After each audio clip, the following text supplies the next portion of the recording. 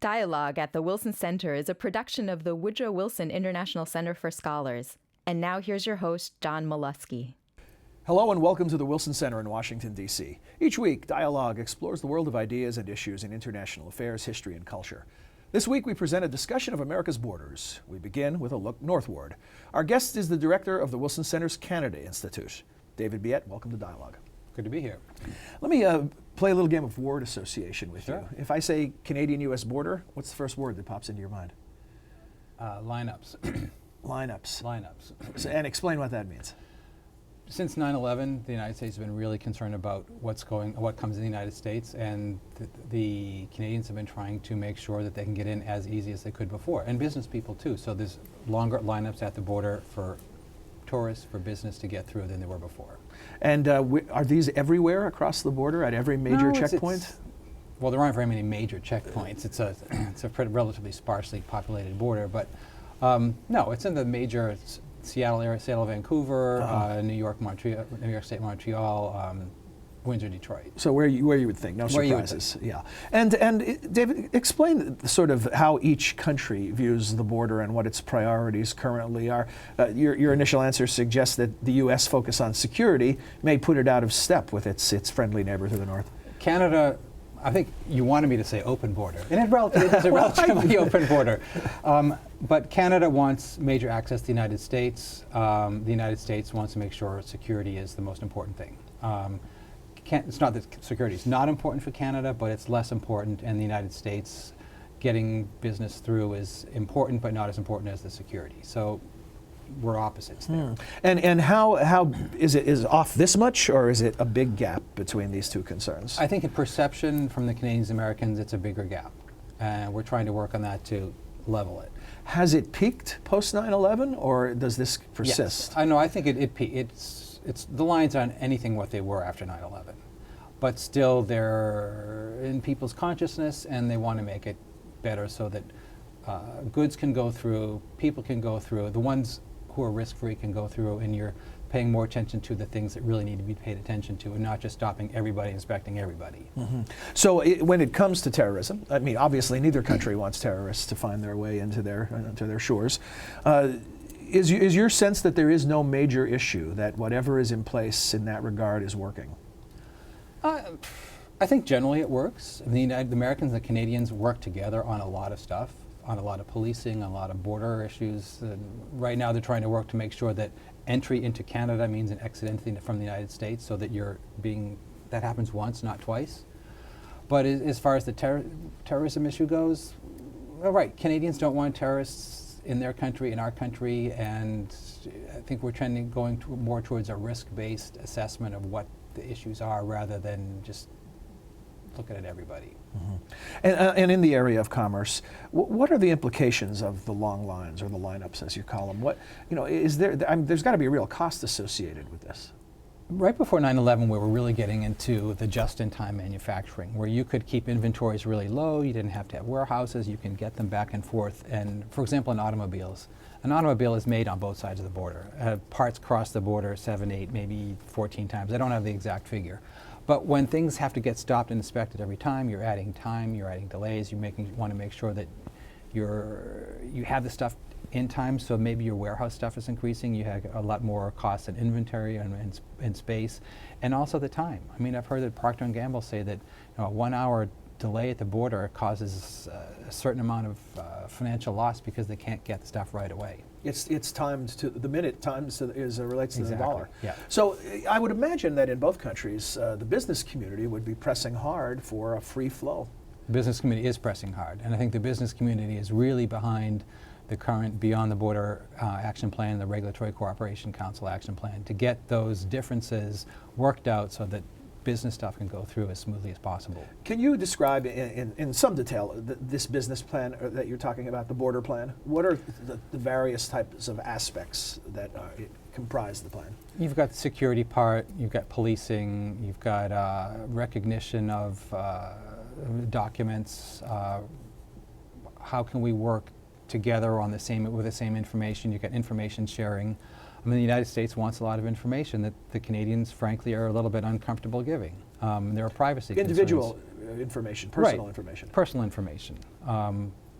Like when an airplane manifests, when it flies from Europe to the United States wants to know who's on the plane before they get on the plane.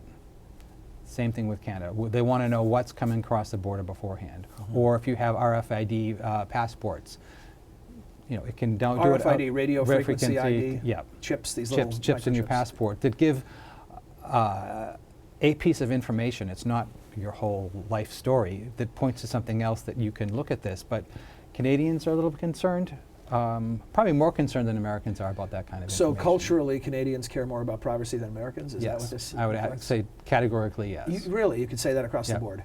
Do you have any insights into why that is the case? What is the tradition? I don't know, it's kind of funny because Canadians trust their government more than Americans trust their government.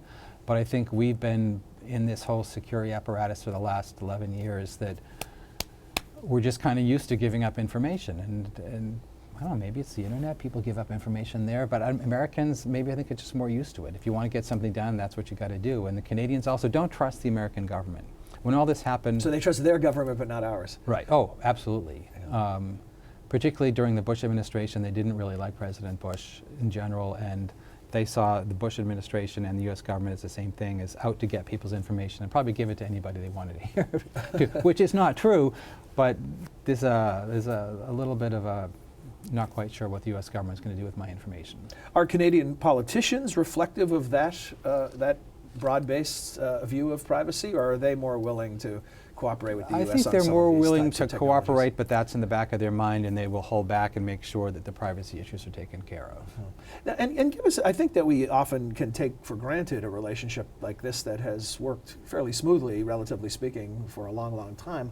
Give us some sense of the scope of commerce that is conducted between these two countries across that border.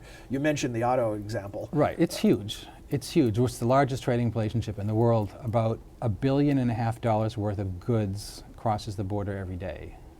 That's a lot. Every day. Every day. 35 states, most important trading partner is Canada. That's a lot. Particularly the border states, there's a lot that goes back and forth. The industry, it's amazing. It's a huge relationship that could be bigger and better if we didn't have these things at the border that stopped us up a lot. And what are the industries most affected by a border that's not working smoothly? Shipping. So of any types of Any product, type, just any the type trucks moving back the and forth, trucks moving back and trains? forth, the trains, the flights. For example, UPS is upset with Canada because it has what they call $20 de minimis. After $20, you've got to have tariffs paid on, or some border charge. The United States wants to put it to $800. So this really hurts like someone like Amazon. When a Canadian buys something on Amazon, have it shipped over, well, you can't do it if your value level is $20. So those are the kind of things that get involved at the border that we want to get rid of, so things move more smoothly. So Americans could buy more product from Canada, Right. a higher dollar amount, without that tariff coming into Right. play. Interesting, because that seems to contradict a lot of the momentum of this talk, where it seems like Canada is pushing for more openness, and the U.S. with security concerns is Right, but less Canada wants to open. protect its markets. It's a smaller market, it's a smaller manufacturing. It has protected industries like cultural industry, books, movies, that it doesn't want to be overwhelmed by stuff coming from the United States. When we talk about this, sitting in a place like Washington, D.C., and we're distant from the border, and it's sort of technical in nature, I wonder how much we understand the human dimension. Can you talk about what a typical border town interaction might be like, as far as just almost a borderless environment where people on both sides are frequently traveling north or south? It was, and I mean, I think back to my grandparents' era. They grew up in Maine and went to Quebec all the time and never really stopped at the border, and you visited people, and even in border towns, you had friends and relatives across the border. And once we instituted this passport requirement, you could go to Canada without a passport, but you can't come back into the United States without a passport. So you've got some towns in Vermont and Quebec and New York where the border goes right through the town, which really creates problems. So you cross the street and you cross the street, border. you cross the border, you need a passport to cross the street. But you can't cross the street because you go back around, over and around to the border crossing station to go see your friend essentially across the street. Has the passport requirement changed post 9/11? Oh yeah, well you have to have a passport. So now, before you didn't need one? No, you could show it a driver's license or birth certificate, ID. and it would work. And now, how does the passport requirement create problems just because not everyone has Well, one? it's expensive. Not everyone has one. You have to apply for it. It costs, I don't know, what is it, $100, $120 now? It's expensive. Some places have a driver's license that has citizenship information. Washington worked out with British Columbia on that. I think New York and Quebec have it. But not all states do. And it's the driver's license are for states. Everyone has a driver's license, and you have to pay that premium to get the citizenship information on that. But again, not everyone's going to do it. Are there any black market commerce issues across this border? Oh yeah. And what are the products involved? Well, you've got drugs are an issue. You've got BC bud coming down from Canada. You've got ecstasy. Canada's the largest supplier of ecstasy in the United States. not legally. You've got that's not something they brag about, is no, it? cocaine coming from Latin America going into Canada, guns coming from the United States to Canada. Hells Angels in eastern Canada are really big at marijuana, cigarette smuggling, particularly through the Indian reservations. Not all is perfect. But do any of those rise to a level that they are viewed as a major problem that needs to be addressed, or do these fall into the category of problematic but not something that we're going to move budgets around? There are major problems being addressed because they're really important for this government and the Canadian government, but it's not at the level that you see with the U.S.-Mexico border, for example, where you have people coming across to come work in that country. Mexico's closer to Latin American drugs, whatever, if you will. It's still a big issue. Sequestration and all the budget turmoil, has that affected these long lines? Well, lines have gotten shorter lately. I mean, I did say lines at the beginning, but lines have gotten shorter. The Canadians are very worried that sequestration is going to cut some of the border crossing times, the staffing, particularly at Pearson Airport in Toronto, where the lines to get into for pre-clearance are already very long. Canadians are very concerned that the lines are going to get longer. In the very brief time we have, David, and that's in the vicinity of less than a minute, what should we be looking at? Are there any initiatives or where is the activity or movement that could change some of the dynamic between the two countries? I'd say look for issues? progress on the Regulatory Cooperation Council. Those are the little things that change, like so the dimensions of what's required of a glass, for example. I mean, maybe the dimensions are a little bit different. If we can just work those out and respect each other's differences or find a way to have the same, I think that's going to change a lot in the business environment. Great, well thank you. And for more on the relationship, you can come to the Wilson Center website and look up the Canada Institute and plenty of information beyond the discussion that we had on the border. David, thanks for joining us. Thank you. We'll return in a moment, and when we do, we'll turn our sights south to the Mexico border right after this. The Wilson Center is America's living memorial to its 28th president, connecting the world of policymaking to practical options derived from the world's finest ideas, research, analysis, and honest, nonpartisan conversation. Visit us on the web at wilsoncenter.org. And now we return to more dialogue at the Wilson Center. Welcome back. Christopher Wilson is an associate with the Wilson Center's Mexico Institute. He joins us to discuss the U.S.-Mexico border. Chris, welcome to Dialogue at the Wilson Center. Thanks for joining us. Thanks a lot for having me. In the first segment, when we talked Canada with David Biette, I began with a little gimmicky word association, and I'm going to do the same with you. So if I say U.S.-Mexico border, what's the first word that pops into your head? Immigration's the first word for sure. Immigration. His was lines. His long lines. That seems somewhat self-explanatory, but expand on it. Why immigration for obvious reasons, but tell us how you interpret the issue as it relates to the border. Sure, I think, especially in the context of a discussion over border security and this debate that we're having right now nationally over immigration reform, I think this is the first thing that pops into a lot of people's minds anyway as they envision the U.S.-Mexico border. They maybe have an image in their head of someone crossing out through the desert, between the official ports of entry and crossing into the United States. And a lot of times that's the image that we're responding to, even as we create policy for the U.S.-Mexico border. So while someone in the border region may think of the long lines, the wait times for trucks to get across the border, I think outside of the border region, our image tends to be a little bit different than on the ground. The image you describe, it's almost mythic when you think about it. Is it accurate? Some myths are very accurate, others are absolute distortions. Does that imagery really tell the story? Well, that's part of the story, and it continues to exist, but there's a huge change in context that's really happened over the past 5 years, 10 years, 20 years at the US-Mexico border. And one of the sort of key markers of that is that apprehensions of unauthorized migrants across the border, these sort of people that fit this image out in the desert, are now at the lowest levels they've been in 40 years. So while we're still having this discussion about how to make the border more secure, it's important to sort of take into account that we've made the border more secure, and it may not be perfect. There's still things that we can do, but it's changed tremendously. Chris, do we know exactly why we've seen this decrease to the lowest in 40 years? Can we trace it to specific initiatives, specific policy, specific activity? Yeah, we can trace it to several things, although we don't know exactly how much each factor plays in. The biggest one is probably the U.S. economy. Since the crisis, 2008, it's a less 2009, attractive place to come to? there's less jobs, which are certainly the big magnet for migrants is jobs in the United States. Yeah. So if we have less of them to offer, we pull less people in. But there are important things beyond that, and that's the part of the story that's a little often less told. And I really believe that one of those is improved border security. The Border Patrol's 5 times bigger than it was in the early 90s. There are 5 times more people sort of in trucks and on foot sometimes walking around between the official crossing points, and that really is a disincentive. But importantly also, the economy in Mexico is getting better. They've had stronger growth rates than we have for the past several years. There are more jobs there, less jobs here. And the final factor, which is one that's less mentioned and is a little less friendly to talk about, is the fact that organized crime presence in certain parts of the border region in northern Mexico has increased, and it may be a little bit more dangerous for Mexican migrants to try to cross the border illegally as well. There's a lot to unwrap there, so let's break it down, and I'll begin with the 9/11 factor.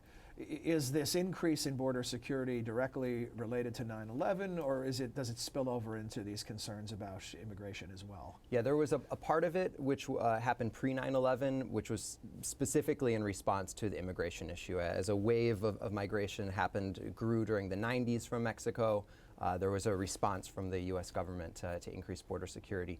But then there was a major push after 9/11 to, again, redouble efforts. So we saw the Border Patrol double in the 90s and now double again in the 2000s. But also to go beyond that just boots on the ground approach and make sure that our databases, our intelligence were working together so that we really knew who was crossing the border, that we knew who was crossing multiple times, getting arrested multiple times. There were these links between the different agencies and programs that were in place that all make up their border security network were strengthened, in addition to adding more fencing, boots on the ground, technology. So that really exploded after 9/11. And the results would indicate that as it relates to terrorism, things are working. Right. There's no reported cases of a terrorist attack having emanated from Mexico crossing the U.S.-Mexico border. We have one recent potential case, which was one of the Iran Quds Force trying to supposedly link up with the Zetas in Mexico and send someone to kill the Saudi ambassador here in Washington. The interesting thing about that is what it really tells us is that Mexico was cooperating with the U.S. The intelligence sharing was working between the two, as well as our global network of intelligence. And we're not really sure that the Zetas were even interested in working with this person. The person they made contact with was actually a DEA informant who handed the person in. So this is, in some ways, it shows that there's a potential risk out there, not one that's actualized. And there are networks and systems in place to deal with those risks and to make sure that there are no actual attacks that take place. When talking to David earlier about the U.S.-Canada border, what emerged was the sense of a disconnect between the two countries, in that Canada's main interest was in freer access, freer crossing, really in support of commerce. Yeah. And the U.S. still had this stronger security interest, and that was creating some tension. If we apply that same paradigm to the Mexico-U.S. relationship, is there compatibility on border issues, or is there a similar disconnect? And if so, what would that be? Yeah, I think it's right to say that same disconnect exists to a certain degree on the U.S.-Mexico border. Mexico is certainly very interested in making sure that the border is open to legitimate flows of people, of goods that really are, in many ways, the lifeblood of the Mexican economy. 80% of Mexico's exports go to the United States, so they depend a great deal on the ability of the border to be the conduit for all that trade. But I would also say that there's been an alignment, moving towards an alignment, a convergence of interests in recent years, in that in the United States, if we think about the sort of major turning points of how we conceptualize the border and are thinking about it, I'd put NAFTA, which was implemented, the free trade agreement in 1994, that really opened up flows of commerce across the border. Then 9/11, as we mentioned, which really put security issues at the forefront, making sure that there was no possibility of a terrorist attack across the border, but either other security threats. But really now we may be at a new turning point in a post-Great Recession world. We're no longer just a post-9/11 world, but also a post-Great Recession world in which we realize in the United States that in order to have national security, we also need to have economic security and economic growth.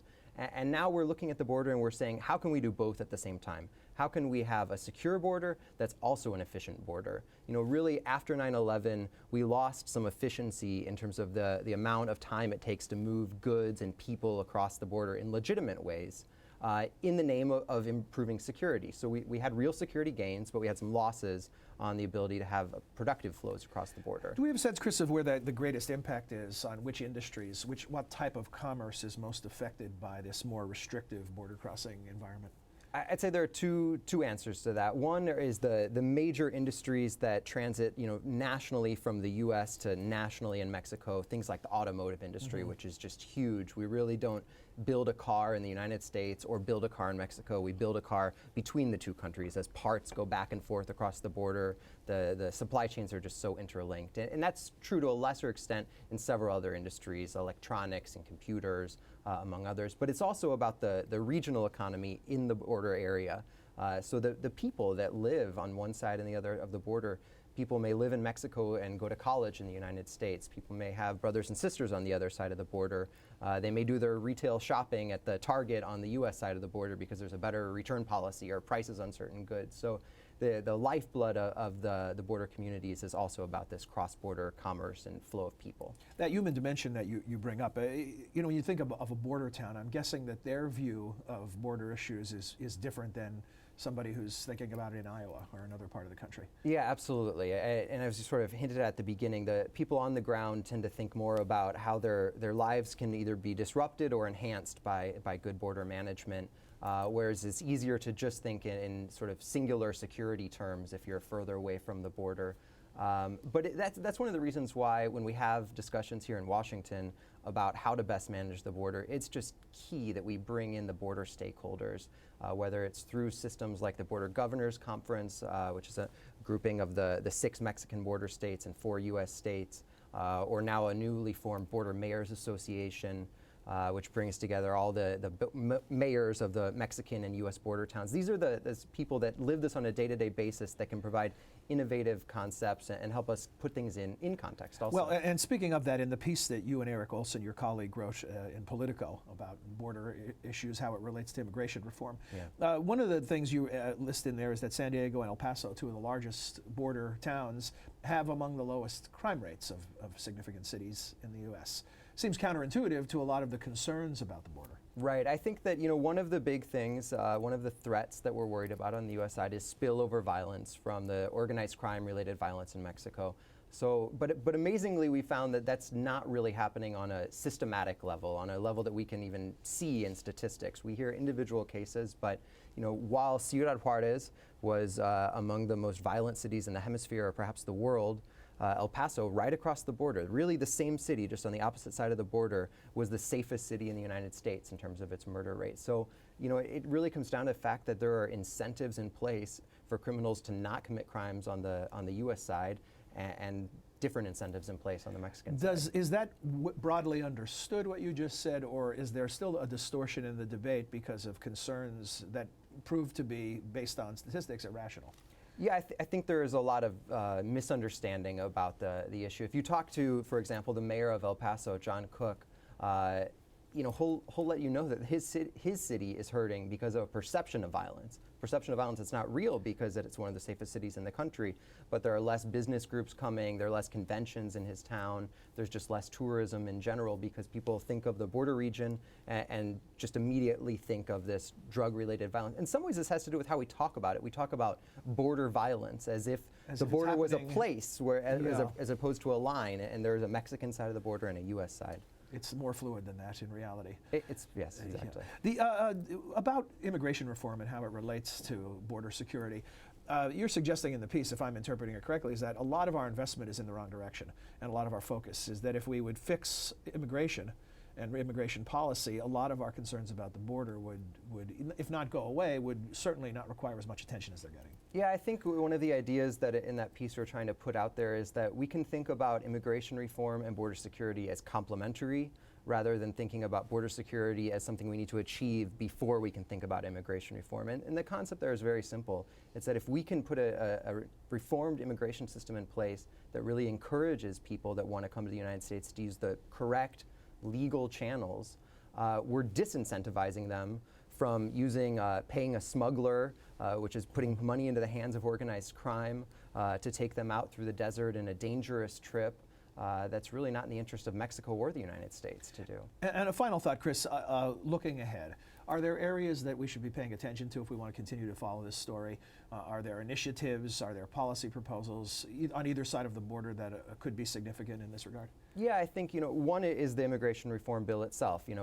Does it make a pathway to citizenship contingent on border security? And if so, how is border security defined? Because we're not very clear on exactly what it means when we say we want the borders to be secure. But there's also a huge set of initiatives at a much more sort of holistic approach to the border that's been developed called the 21st Century Border. It was developed between the previous president of Mexico and President Obama. And this is really something that's saying, we can have it all. We can have a border that's both secure and efficient at the same time. And there are a number of strategies and mechanisms that are being developed, some of which are already in place and just need to be expanded. Others, innovative measures that can really let us take the traffic that presents a risk and put that in one area, and take the known traffic, the people that don't present any risk at all, and help facilitate them as they get across the border so that we can really focus on the parts that are dangerous or unknown. Great. Well, thank you very much for shedding a lot of light on the situation. Appreciate you joining us. Thanks a lot for having me. I want to also thank David Biette for joining us in the first half of the program. That's all for this week's edition of Dialogue at the Wilson Center. Until next week, I'm John Molesky. Thanks for joining us. We'd like to hear from you. Please send your questions or comments to dialogue@wilsoncenter.org. You can also follow us on Facebook. Search Dialogue Television and Radio. Our host's Twitter feed is twitter.com/John Molesky. Dialogue is a co-production of the Woodrow Wilson International Center for Scholars and MHZ Networks. Dialogue is available via broadcast, cable, satellite, and telco on MHZ Worldview throughout the United States. To see how to watch where you live, visit www.mhznetworks.org.